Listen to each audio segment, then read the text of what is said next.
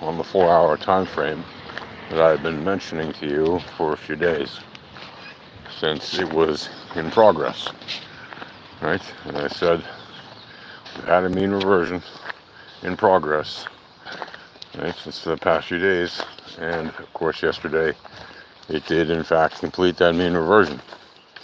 And remember that the day before that it nearly completed that mean reversion, which means there were actually 2 attempts where you had a lot of juicy room for a nice long trade.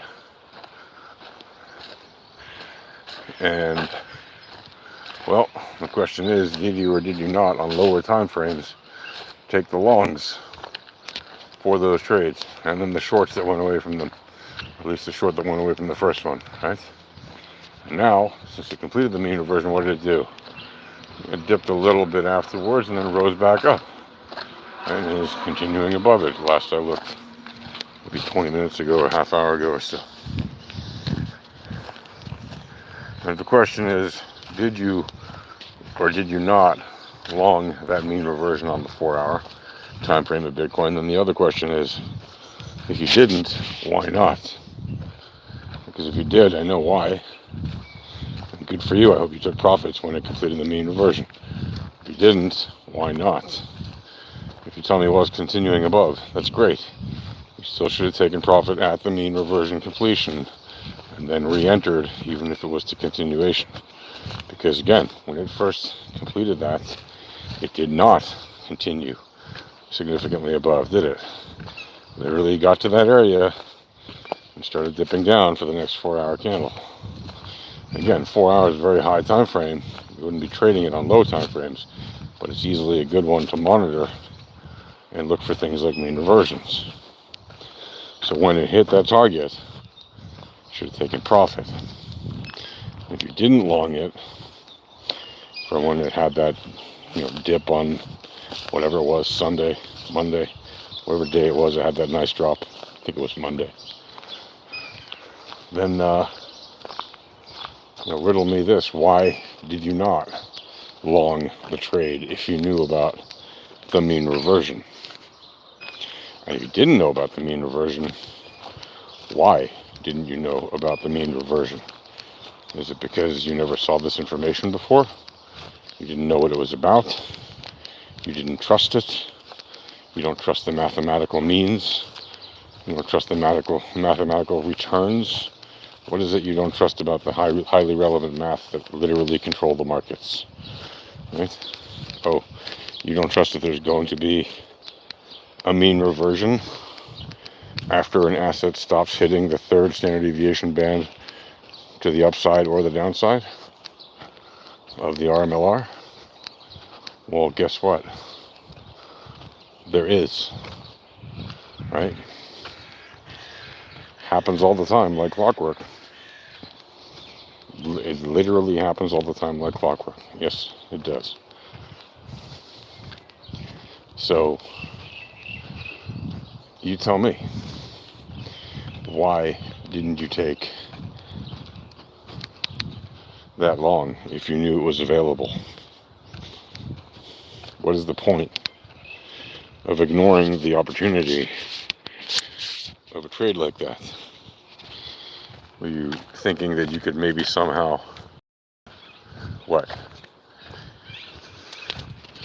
you could short it and go to zero, even though it was a mean reversion, and the probability of that happening was extremely unlikely? Is that what you were thinking?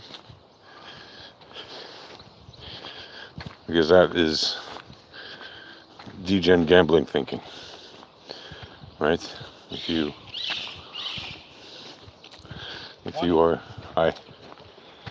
are in the habit of going against the overwhelming probabilities, okay, I'm not talking about you got a 1 in 4 chance of being right.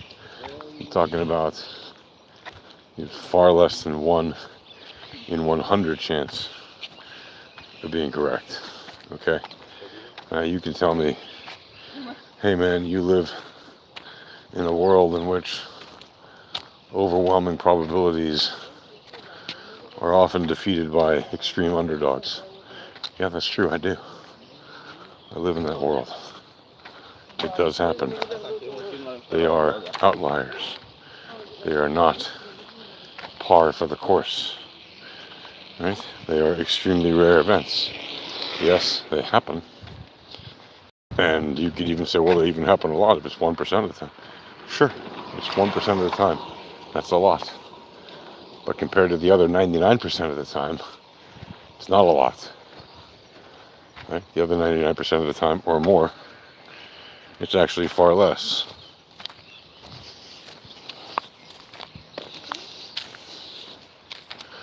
So keep that in mind. When you have probabilities stacked up at a rate of more than 99% that an asset will do a certain thing, and it happens over and over and over again, and it's extremely rare to find when it doesn't. And when it doesn't, it also has many conditions which explain very nicely and mathematically why it didn't. And you can see that it is usually well contained by the previous stab of that probability. And when it's not, that is an extreme outlier. And those happen so infrequently that, well, it's not negligible because it happens, but it happens so infrequently that you're kind of a fool taking that bet, if you will, that it's going to happen on any given trade. Could it happen on some trades? Yes.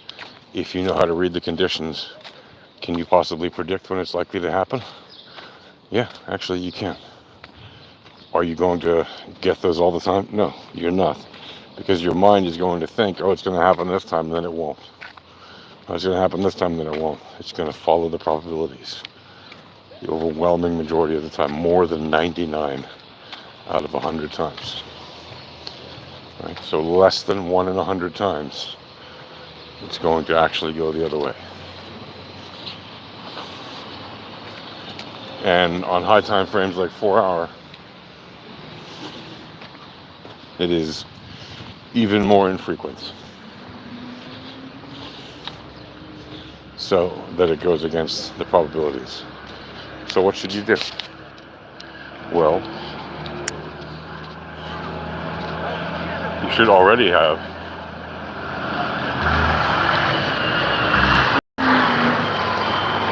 taken the trade.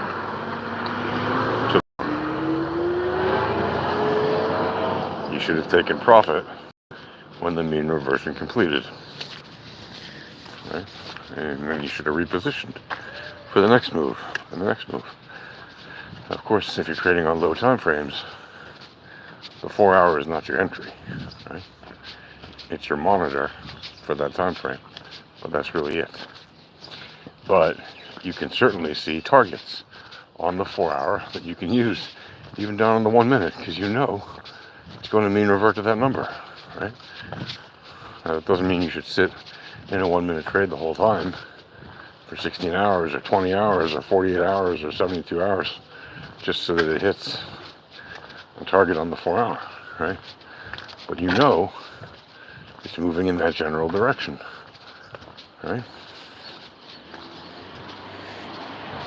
So again, if you don't know why these things matter, then you should learn to trade volatility, probability, and statistics.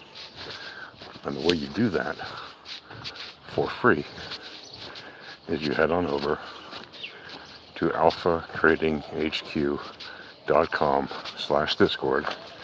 Again, that's alphatradinghq.com/discord. And you go to the request support channel, and there you click on the create a ticket button, and then there you just say you want free access to the Volatility Starter Pack. And guess what?